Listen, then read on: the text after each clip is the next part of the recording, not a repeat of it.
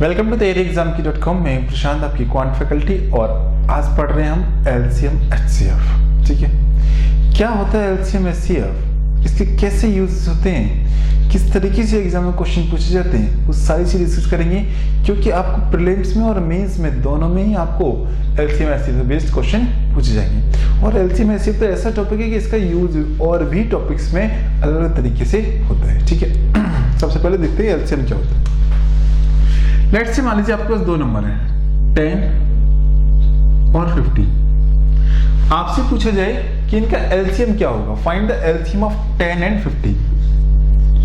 तो देखिए, सबसे बेसिक और आसान तरीका होता है कि सबसे पहले इनके हम फैक्टर्स कर लें। फैक्टर्स हम करेंगे 10 के, तो हमारे सामने दो फैक्टर आएंगे 2 × 5, और 15 की दो फैक्टर आएंगे क्या 3 × 5। अब हमें एलसीएम निकालने के लिए क्या करना होता है कि सबसे पहले वो फैक्टर निकाल लीजिए कि जो कॉमन है। ठीक है, कॉमन फैक्टर क्या है 5, तो 5 को एक ही बार लिखना है, दूसरी बार आपको नहीं लिखना।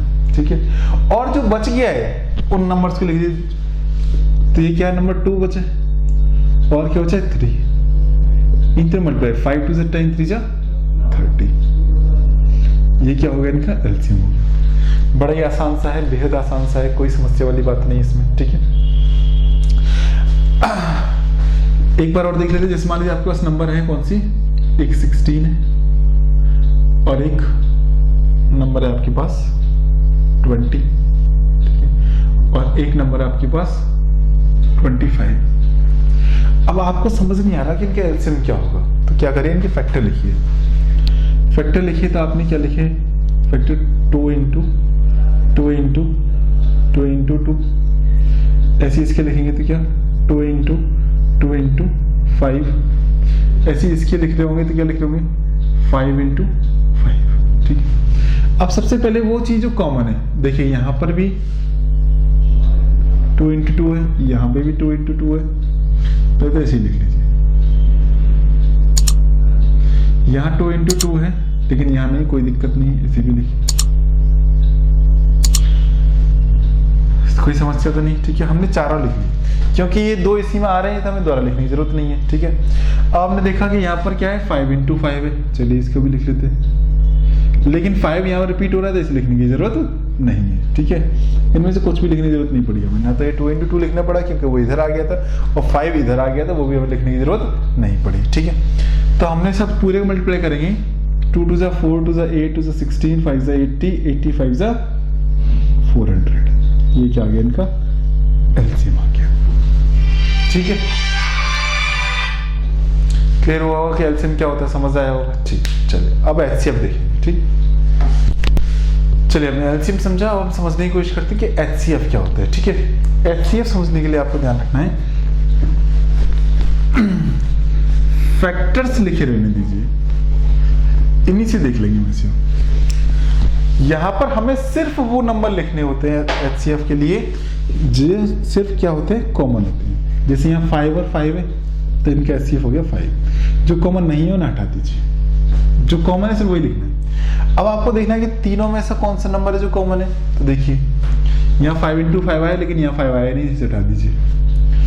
यहाँ 2 × 2 आया है, लेकिन 2 × 2 नहीं आया, तो ये भी हटा दीजिए, ये पूरा हटा। इनका एचसीएफ क्या हो जाएगा 1। इनका एचसीएफ क्या हो गया 1। जब कोई भी कॉमन फैक्टर ना मिले तो एचसीएफ क्या होता है 1 होता है। ठीक है, ये बात समझ आई नहीं है।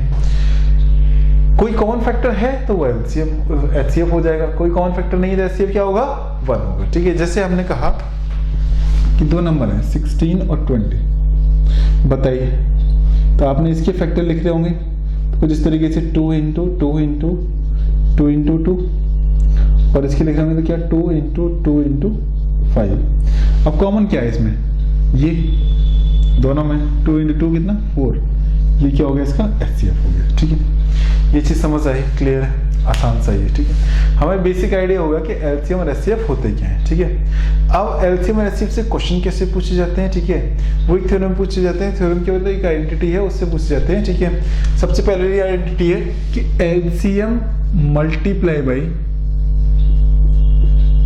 एचसीएफ बराबर होता है first number multiply by second number.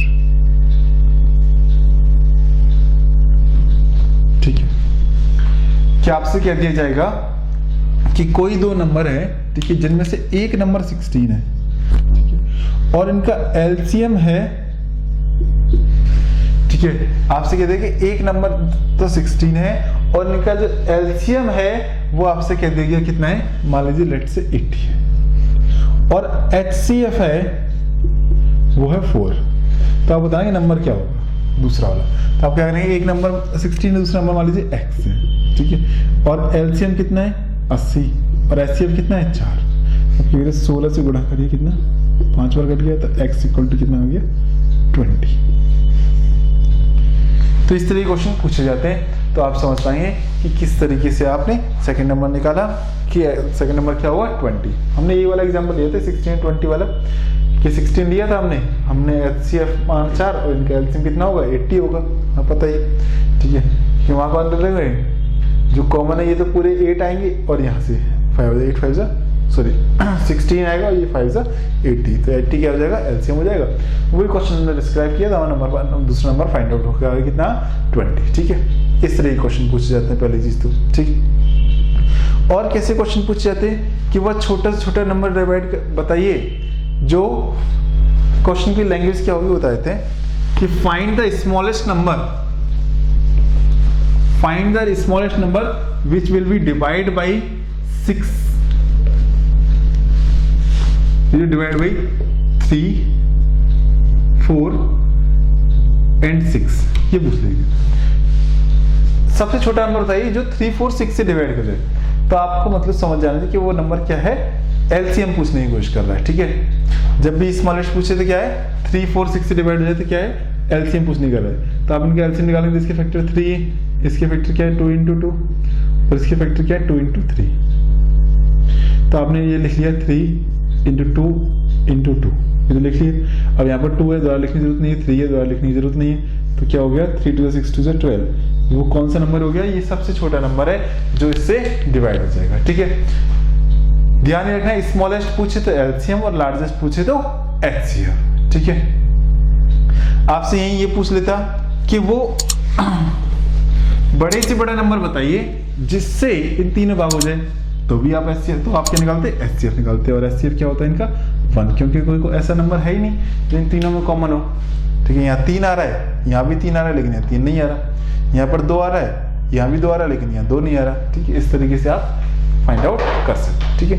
एक बेसिक आइडिया है। और कैसे क्वेश्चन पूछे जाते हैं वो भी हम डिस्कस करेंगे कि एलसीएम एचसीएफ के किस तरीके से क्वेश्चन पूछे जा रहे हैं एग्जाम में और किस तरीके से एग्जाम में क्वेश्चन पूछे जाते हैं। इस तरीके से मुझे smallest largest number, find 3 digit smallest number, 4 digit smallest number, ठीक है। इस तरीके से हमसे क्वेश्चन पूछ ले जाते हैं, ठीक है। क्लियर हुआ? चलिए इस कहानी को थोड़ा सा और आगे बढ़ाएंगे, इससे क्वेश्चन डिस्कस करेंगे, तब आपको समझ से क्लियर हो पाएंगे, ठीक।